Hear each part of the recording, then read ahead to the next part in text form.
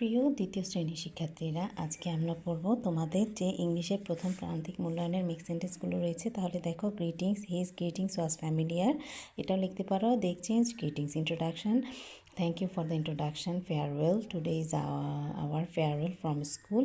Good morning teacher. Hello, how are you? Listen to me. Today is Sunday. Ant is a small insect. Boat is made of wood. The crow is a bird.